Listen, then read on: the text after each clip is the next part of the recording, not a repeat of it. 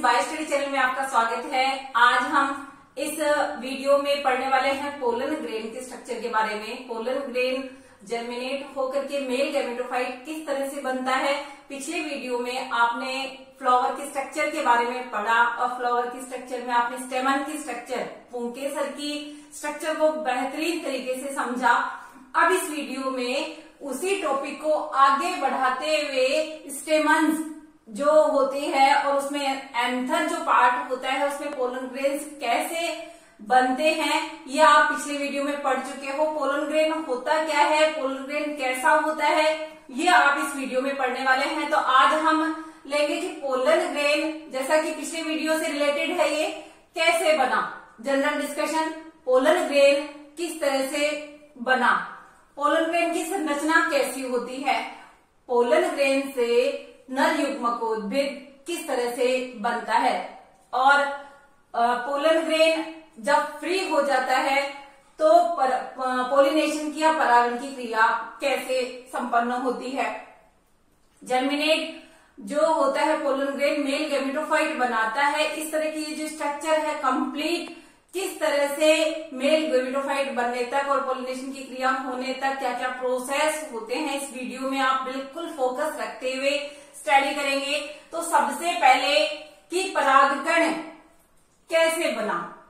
Guys, पहले भी मैंने आपको पिछले वीडियो में इससे संबंधित जानकारी दी थी, वापस से रिपीट कर रही हूं कि बीजाणुजन ऊतक की कोशिकाएं होती है, स्पोरोजिनस टिश्यूज होता है।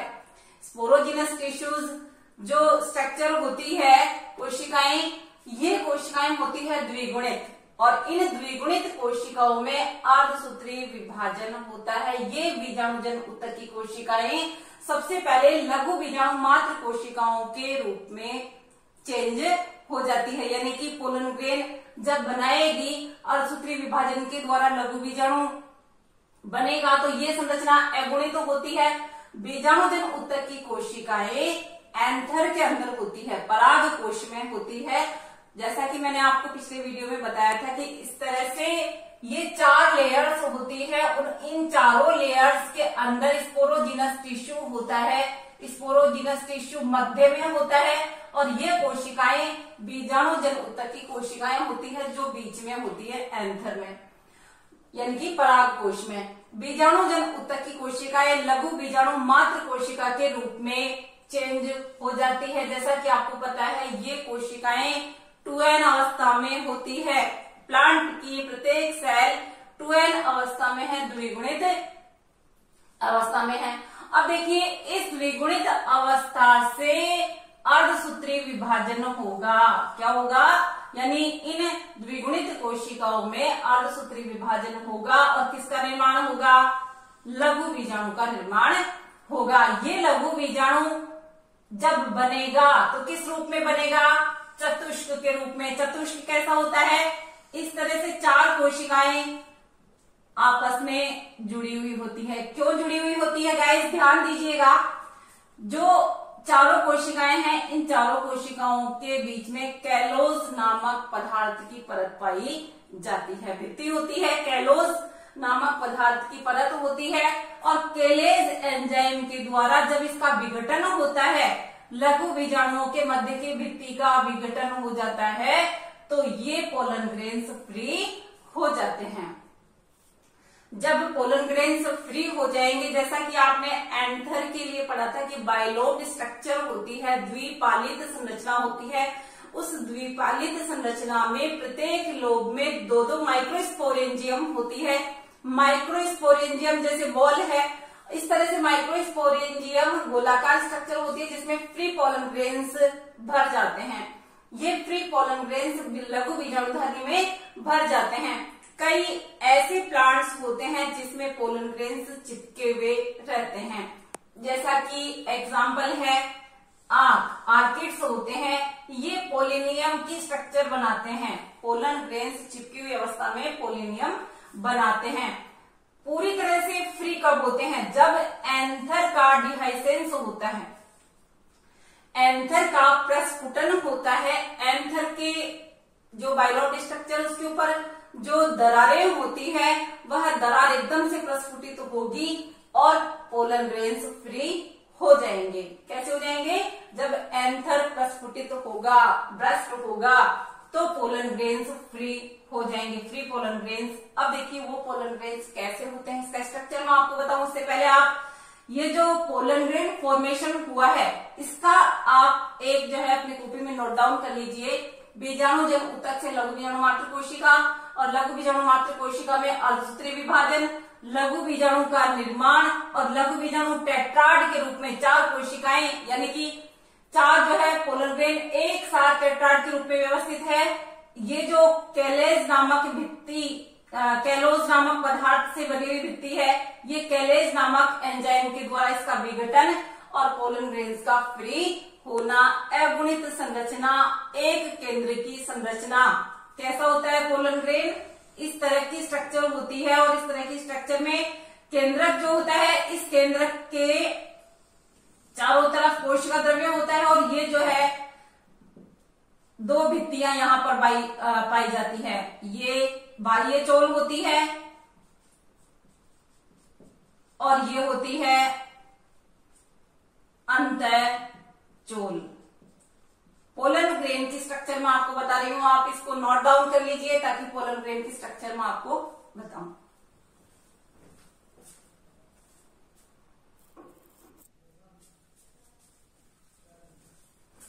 अब देखिए परागकण की संरचना। परागकण जो होता है एक कोशिक, एक केंद्र की अगुणित जैसा कि मैंने बताया कि स्पोरोजीनस टिश्यूज के अंदर जब मियोटिक डिवीजन होता है, अर्धसूत्रीय विभाजन हो जाता है, तो बनने वाली रचनाएं कैसी होगी? अगुणित रचनाएं होगी, जो कि पोलन ग्रेन्स होते हैं। ये अगुणित संरचना या अगुणित कोशिका के रूप में होता है पोलन ग्रेन यानी कि मेल गैमेट। ये जो है प्राय गोलाकार होता है, एक कोशिका एक केंद्र की है और प्राय गोलाकार स्ट्रक्चर होती है। इसका व्यास होता है 25 से 50 माइक्रोमीटर। इस तरह की स्ट्रक्चर होती है गोलाकार स्ट्रक्चर, जिसमें बाहरी भित्ति अलंकृत हो सकती है यानी किसी भी तरह की हो सकती है, ऑर्नामेंटेड कंडीशन में हो सकती है, कांटेदार भी हो सकती है, यहाँ से ये चिकनी भी हो सकती है। ये होती है इसकी बाह्य चोल और इसके अंदर वाली भित्ति होती है अंतःचोल। ये इसका केंद्रक और ये इसका जो है मटेरियल कोशिका द्रव्य है। अब देखिए ये जो पोलन ग्रेन है इसमें 2 परतें होती है गाइस, ध्यान रखिएगा इस पे कि पोलन ग्रेन में 2 परतें होती है। बाहरी परत जो होती है स्पोरोलेनिन की बनी होती है। क्वेश्चन आता है बोर्ड में, बाहरी परत जो है किसकी बनी होती है? स्पोरोलेनिन की बनी होती है। ये ज्ञात प्रतिरोधक पदार्थ होता है, इसका विघटन अम्ल या क्षार से आसानी से नहीं हो सकता। अब देखिए बात करते हैं अंतःचोल की। ये जो स्पोरोलेनिन की बनी हुई परत है इसमें छिद्र होते हैं और इन छिद्रों को हम कहते हैं जनन छिद्र। क्या कहते हैं इनको? जनन छिद्र कहते हैं। और इन जनन छिद्रों का क्या रोल है? यहां से जैसे ही पोलन ग्रेन जर्मिनेट होगा तो जो पोलन ट्यूब निकलेगी, पोलन ग्रेन से जो पोलन ट्यूब निकलेगी वो इस जनन छिद्र में, बाह्य चोल में जो छिद्र बने हुए हैं जनन छिद्र, उससे होकर के निकलेगी। बात समझ में आ रही है कि जो एग्जाइन में बाह्य चोल में जनन छिद्र उपस्थित है उसमें से होकर के जो पोलन ट्यूब है, पराग नलिका है, वो बाहर निकलती है। ध्यान दीजिए ये जो है जनन छिद्र युक्त होती है यानी कि छिद्रित परत होती है। स्पोरोलेनिन एक सीमेंटेड पदार्थ होता है ज्ञात प्रतिरोधक कार्बनिक पदार्थ, जिसका विघटन आसानी से नहीं हो सकता। और इसका विघटन आसानी से नहीं हो सकता इसीलिए ये जो है लंबे समय तक जो है जीवाश्मों की भांति संरक्षित रहते हैं। अंतःचोल कैसी होती है? अंतःचोल पैक्टिन और सेल्यूलोज की बनी होती है। कैसी परत होती है गाइस? सतत परत होती है, कंटिन्यूअस लेयर होती है, कंप्लीट लेयर होती है अंतःचोल।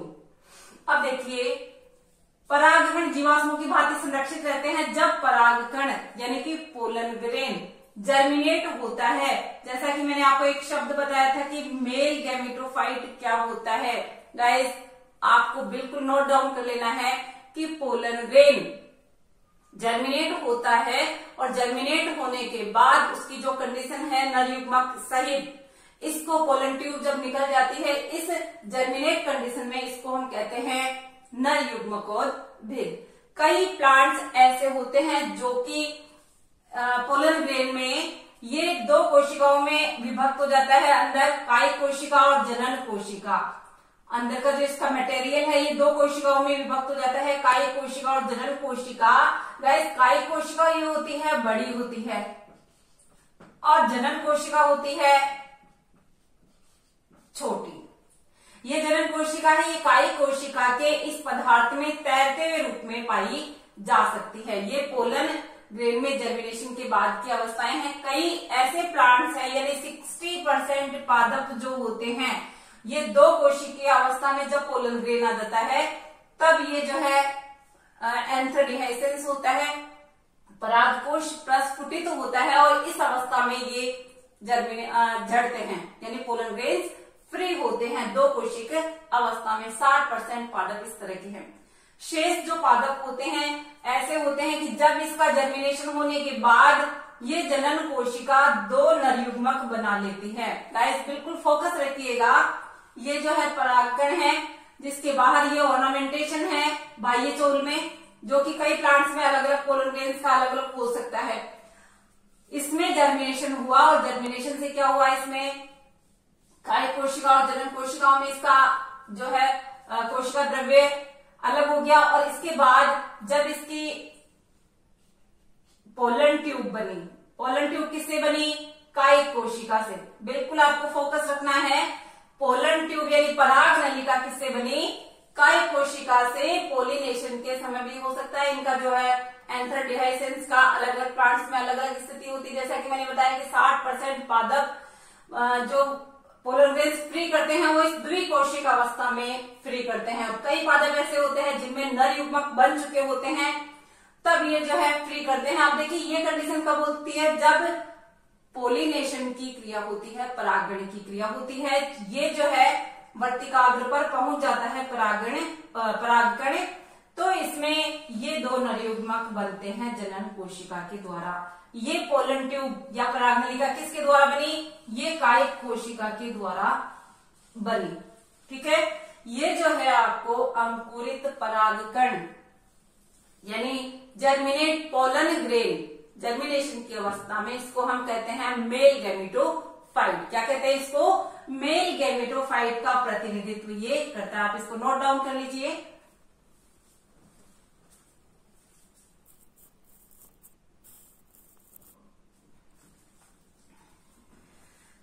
चलिए बात करते हैं नर युग्मकोद्भिद के बारे में। जैसा कि हम बात कर रहे थे नर युग्मकोद्भिद, अंकुरित परागकण को नर युग्मकोद्भिद कहते हैं।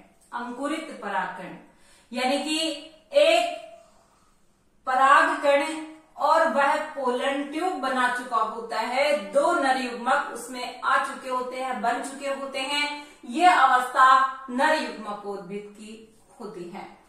अब देखिए परागण की क्रिया। परागण की क्रिया क्या होती है, यानी पुष्प के जो एंथर में बने हुए स्टेमन्स के अंदर बने हुए परागकण होते हैं, या तो उसी पुष्प के वर्तिकाग्र पर जाए या किसी दूसरे पुष्प के वर्तिकाग्र पर जाते हैं। और पोलन ग्रेन्स का जर्मिनेट होना, वर्तिकाग्र पर पहुंचना। सबसे पहली बात कर रहे हैं कि पोलन ग्रेन्स पुष्प की वर्तिकाग्र पर जाते हैं, तो इस क्रिया को हम कहते हैं परागण की क्रिया। पुष्प एक भी हो सकता है, पुष्प दूसरा भी हो सकता है। इसी आधार पर जो है सेल्फ पोलिनेशन और क्रॉस पोलिनेशन होता है। परागकण का पुष्प के वर्तिकाग्र पर गिरना, यह होता है परागण की क्रिया या पोलिनेशन की क्रिया। इसमें कई माध्यम हो सकते हैं, जल, वायु, कीट के द्वारा परागण की क्रिया संपन्न हो सकती है। ये टॉपिक काफी बड़ा है, अलग से इसको हम लेंगे और मैंने आपको पहले बता भी दिया है। कीट परागित जो पुष्प है उसमें परागकण पर तेलीय परत पाई जाती है और इस तेलीय परत के कारण इसका एक अलग से नाम है जिसको हम कहते हैं पोलन किट। ये जो है विशेष रंग, विशेष गंध और चिपचिपापन लिए हुए होते हैं। कीट परागित पुष्पों के लिए इस तरह का होता है कि इनके जो पुष्प भी होते हैं विशेष प्रकार के होते हैं, पोलन ग्रेन्स भी इसी टाइप के होते हैं। विशेष रंग, गंध और चिपचिपापन लिए हुए होते हैं। अब नेक्स्ट अपना टॉपिक है परागकण की जीवन क्षमता, यानी कि जो परागकण है वो फ्री हो जाता है तो कितने समय तक वो जीवित रह सकता है, यानी कि फर्टाइल कंडीशन में कितने समय तक रह सकता है। तो गाइस कई ऐसे प्लांट्स होते हैं जो कि जीवन क्षमता बहुत कम समय में खो देते हैं, वायबिलिटी काफी कम समय की होती है। ये डिपेंड करता है टेम्परेचर पर या ह्यूमिडिटी पर, यानी कि तापमान और आर्द्रता पर। अब देखिए धान और गेहूं ऐसे प्लांट्स है जो कि 30 मिनट में अपनी वायबिलिटी खो देते हैं, काफी मतलब आधे घंटे के अंदर ये जो है अपनी जीवन क्षमता खो देते हैं।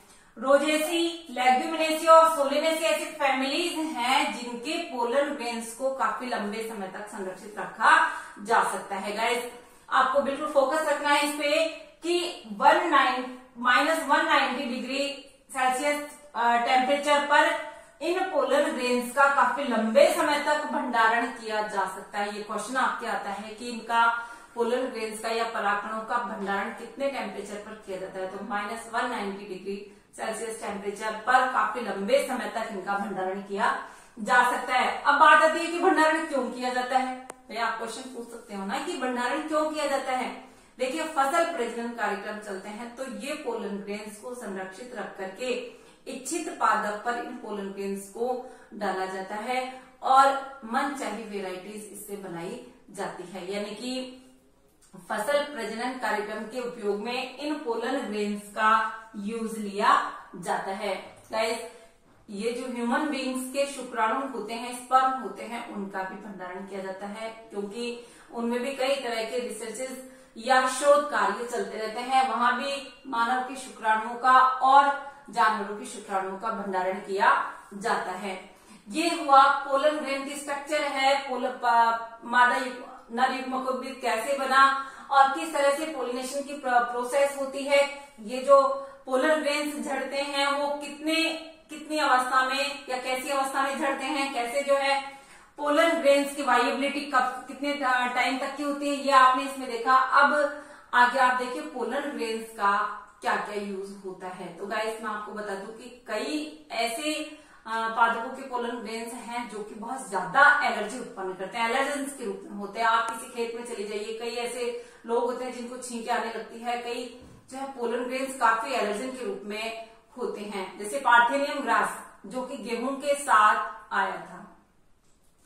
ये पार्थेनियम ग्रास जो है, जिसको गाजर घास भी कहते हैं, ये बहुत बड़ा एलर्जन है। इसके पोलन ग्रेन्स काफी एलर्जी उत्पन्न करते हैं। ये दमा, श्वसन शोथ, इस तरह की कंडीशंस आ जाती है। अब बात करते हैं कि पराग उत्पाद क्या कोई बेनिफिशियल भी हो सकते हैं। तो मैं आपको बता दूं कि पराग कणों में कई ऐसे पौष्टिक या पोषण से भरपूर परागकण भी होते हैं जिनकी सिरप और गोलियां मार्केट में उपलब्ध हैं, यानी कि पौष्टिक या पोषण से भरपूर यह जो पोलन ग्रेन्स होते हैं जो कि बेनिफिशियल यूजेस के रूप में इनको काम में लिया जाता है। उनकी दवा मार्केट में बनी हुई है, आ रही है, और उनकी जो है कई ऐसी पीने की दवाइयां उनसे बना दी गई है। तो ऐसे भी होते हैं, लेकिन पोलन ग्रेन्स एलर्जी के रूप में श्वसनीय वेदना उत्पन्न करते हैं। बहुत ज्यादा पोलन ग्रेन्स ऐसे होते हैं, इसीलिए किसी खेत में चले जाइए, कई बार आपने देखा होगा कि फ्लावर्स के ऊपर अपन हाथ टच करते हैं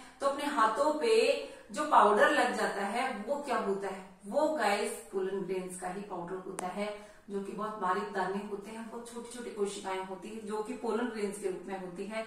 वो पाउडर के रूप में जो आपके हाथों पर लगता है वो पोलन ग्रेन्स ही होते हैं। तो आप आजमाइए, इस तरह से फ्लावर्स को आप देखिए और उनकी स्ट्रक्चर्स को पहचानिए किस तरह से। जैसा कि मैंने फ्लावर्स में आपको बताया था कि 4 चक्र होते हैं, जिसमें कि 2 जनन चक्र होते हैं और 2 बाहर सहायक चक्र होते हैं। नर जनन चक्र और मादा जनन चक्र अंदर की तरफ होते हैं। इन फ्लावर्स का आप डिसेक्शन करके देखिएगा, आपको पता चलेगा कि किस तरह से उसमें नर और मादा जनन संरचनाएं होती हैं और परागकण कहाँ निर्मित होते हैं। आप फ्लावर्स को देखोगे तो आपको पता चलेगा। ये सब आप पढ़ते रहिए और आप नोट्स बनाइए। चैनल को सब्सक्राइब नहीं किया है तो गाइस चैनल को सब्सक्राइब कर दे। Okay guys, thanks for watching.